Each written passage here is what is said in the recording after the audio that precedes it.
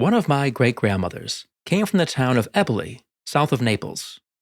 Her son, my grandfather, grew up in an Italian neighborhood on the south side of Chicago. He used to tell me about the festivals there.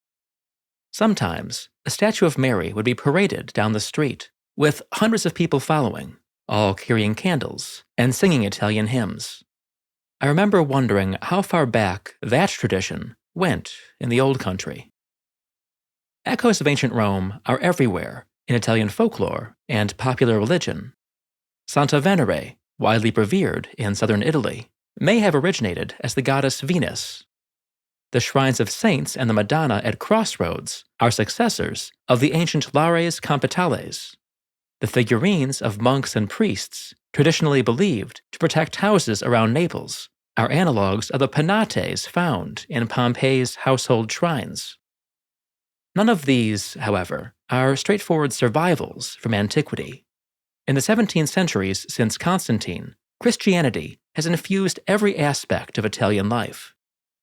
Even when folk practices or beliefs seem identical to their Roman counterparts, the rationale behind them has changed. They are not survivals, but fossils. The original matter has decayed, leaving only a shape or impression.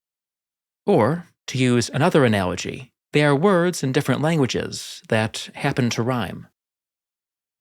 But languages can be related to one another, as Italian is to Latin.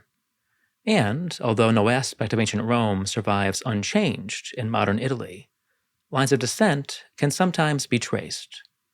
Here, I like to focus on 3 examples: the evil eye, funerals, and weddings. At first glance, a Catholic wedding in modern Italy is profoundly different from anything in ancient Rome. Neither Roman law nor Roman custom required a marriage ceremony. If a man and woman declared their intention of forming a union and then cohabited, they were married in the eyes of the law. Especially among upper and middle-class families, however, a public ceremony was common. Well in advance of a wedding, a formal betrothal took place, at which the groom gave the bride a pledge of engagement. This was usually a ring placed on the 4th finger of the left hand. Though traditionally made of iron, gold rings were common by the imperial era. It came to be believed that a nerve or vein connected the left ring finger to the heart. The early Christians maintained the custom of engagement rings, which has endured to this day. Another Roman legacy is the tradition, in Italy and many other countries, that weddings in May are unlucky. The Romans regarded about a third of the year as unsuitable for marriage ceremonies, usually because the day in question was either ill-omened or associated with a festival. The month of May was stigmatized by the Lemuria, a festival meant to propitiate the restless dead. Widows, however, were free to marry in May, or whenever else they liked. A Roman bride wore a long white robe with an elaborately tied girdle. Her head was covered by the flammeum, a gauzy saffron veil. Early Christian brides were similarly dressed, though they preferred purple and white veils. Many other elements of the Roman wedding ceremony outlasted the transition to Christianity, such as the signing of a marriage contract and the solemn joining of the bride and groom's right hands. Although these vanished over time, the bridal veil survived, as, in the Orthodox Church, did the ancient custom of crowning the bride. After the ceremony, a Roman bride was carried over the threshold of her husband's house. Plutarch and other ancient authors debated the origins of this custom, speculating that it commemorated the abduction of the Sabines by Romulus. It's more likely to have begun as a precautionary measure against the evil omen of a bride stumbling as she entered her new home. However it began, the superstition still exists. Another Roman and modern custom, the wedding banquet, brings us to today's sponsor. Between making videos, leading tours, and writing books, I don't have much time for cooking. That's why I like Factor. Factor makes delicious, never-frozen meals. Every meal is chef-crafted and dietitian-approved, and ready to eat in just a few minutes. Among the meals I've tried, I especially like the sun-dried tomato chicken which comes with a side of zucchini noodles. Making it is as easy as heating it in the microwave. No prep work, no cooking, no cleanup. Just the good stuff. As you can see, my dog approves too. Head to factor75.com or click the link below and use code 50ToldenStone to get 50% off plus free shipping on your first Factor box. That's code 50ToldenStone at factor75.com to get 50% off plus free shipping on your first box. Returning to our topic. One would expect a Catholic funeral in modern Italy to be unlike anything in ancient Rome. To judge from the inscriptions on their tombs, few Romans hoped for a meaningful life after death. Christians, by contrast, believe that the dead are born into a new life with God. In theory, then, a Christian funeral should be a celebration, and this seems to have indeed been the custom in the early church, when the mourners dressed in festive clothes and carried the palm of victory. By late antiquity, however, Christians, like their pagan neighbors, wore black to funerals, a custom that has endured. When a Roman died, his eyes and mouth were closed by a relative. Trained slaves washed the body, anointed it, and dressed it in fine clothes.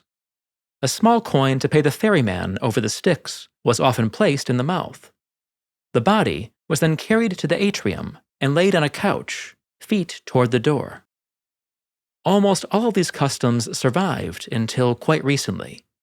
Before the advent of modern medicine, most people died at home, and into the 20th century, funeral parlors were seldom involved in the preparations for burial. Like their Roman and early Christian ancestors, Italians closed the eyes of the newly deceased. Since slave undertakers vanished with the Roman Empire, the tasks of washing and dressing the body were done by family members or local specialists. The body was laid out at home in its Sunday best. In parts of southern Italy, a coin was placed in the mouth.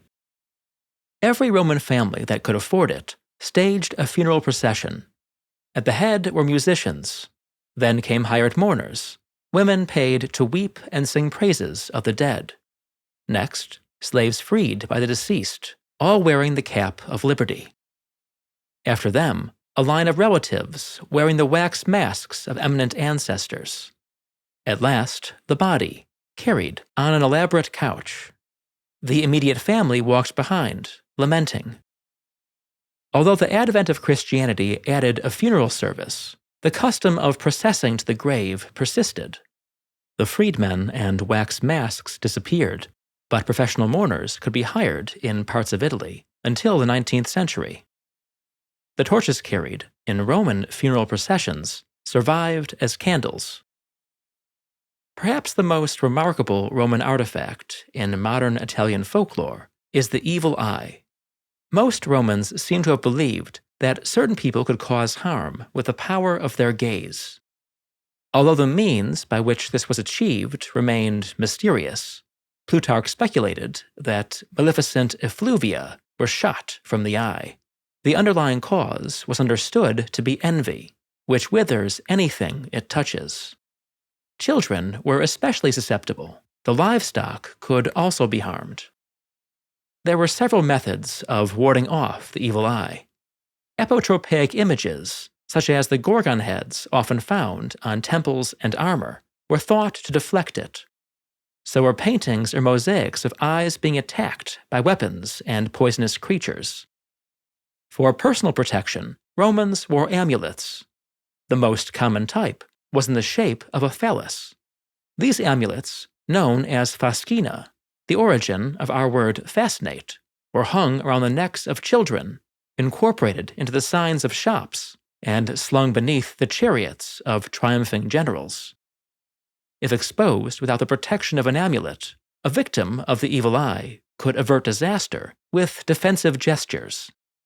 He could extend his middle finger, the digitus infamus, or wedge his thumb between two fingers. Alternatively, he could spit into a fold of his tunic. Belief in the evil eye is still widespread in modern Italy. As in antiquity, the evil eye is the envious eye. Babies, new mothers, and young livestock are most vulnerable, but anyone can be harmed. Well into the 20th century, phallic amulets were frequently worn for protection. More common now are other symbols of male fertility, such as a rooster, dagger, or snake. A remedy for exposure to the evil eye is pretending to spit 3 times. Hand gestures can also be used. The most famous of these is the manu cornuta, a fist with the index and little fingers extended. You may recognize this as the devil horns of heavy metal, popularized by Ronnie James Dio. But, as Dio explained in interviews, there was nothing new about the sign. He learned it from his Italian grandmother, who used it to ward off the evil eye. The same gesture can be seen on a Roman tombstone dating to the 1st century BC. It's a long rainbow in the dark from Ronnie James Dio to ancient Rome. As mentioned earlier, there's no such thing as simple survival of a custom, and apparent parallels can conceal worlds of difference.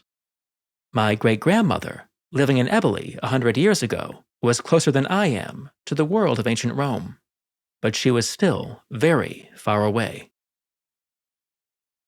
If today's topic has you thinking about Italy, why not join me in Rome this June, when I'll be leading a tour of the Eternal City? Just before that, I am bringing a group to the spectacular, but seldom visited, ancient sites of eastern Turkey. You'll find links to both tours in the description. For the latest episode of Rome in Review, which explores the 1963 film Cleopatra, you can visit my Patreon, also linked below. Finally, check out my other channels, Told in Stone Footnotes and Scenic Routes to the Past, for more historical content. Thanks for watching.